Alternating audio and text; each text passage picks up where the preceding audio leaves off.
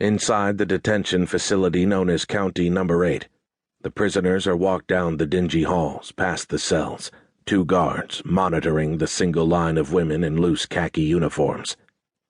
There is a listlessness, a defeatedness to their movements, a vacant quality to their eyes. Cara moves with them in the center of the line and breathes slowly to calm her panic. She has not been confined since she was 14 years old. It is worse than she remembered.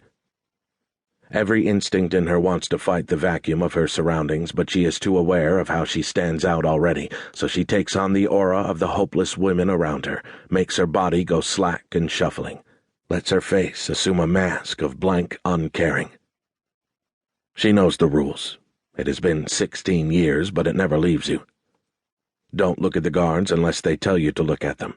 When they walk you in the hall, stay in line and keep your eyes straight in front of you and don't speak to anyone. Go where you're told, stand where you're told to stand, stop where you're told to stop, and never, ever be alone where a guard can find you.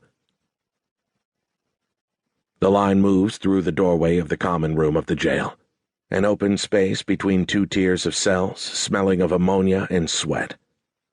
It is sparse. A few table and chair sets, a few rows of bright blue chairs below a high-mounted TV, everything bolted down, and all supervised by a corrections officer behind a raised desk accessible only through a gate.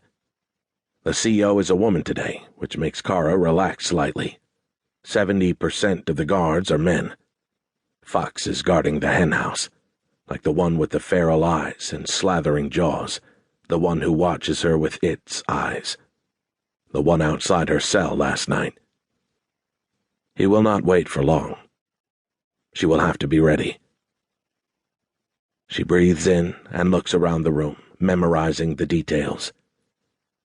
There is a hierarchy to this place, to the chairs and tables, and she is new, a low woman on the totem pole.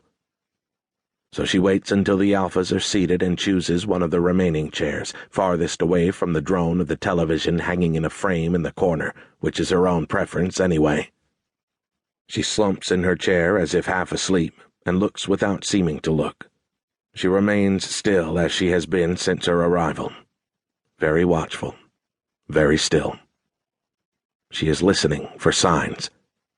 Even in this place, the night talks to her. She can hear it under the sounds of crying and screaming, under the chaos of nightmares of the women who share this cage. There are 24 of them in this recreational shift, and every one of them is profoundly damaged, each in her own way. She can see the deep scratches that it has left on them, the long histories of abuse, homelessness, prostitution, addiction. They are sick, broken, marked by a presence she knows only too well, driven insane by years of looking into the depths of a beast that hides behind the masks of ordinary faces, fathers, brothers, uncles, husbands, random men on the street, and the mothers and grandmothers who turned a blind eye to the abuse. She can feel their pain radiating from them like heat, and there is one flare hotter than the others.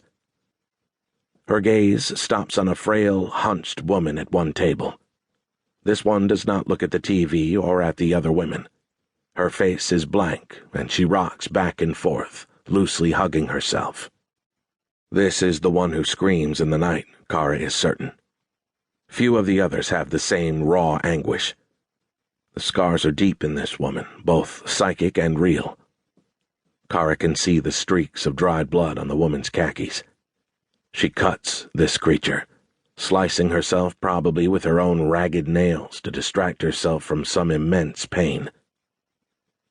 Looking at her, Cara feels herself slipping back to that long-ago room in the group home, the night that resulted in her sentence at 12 years old to a maximum security facility where girls, much less girls of 12, are rarely sent. She had nearly killed the boy, it was true, but it was the group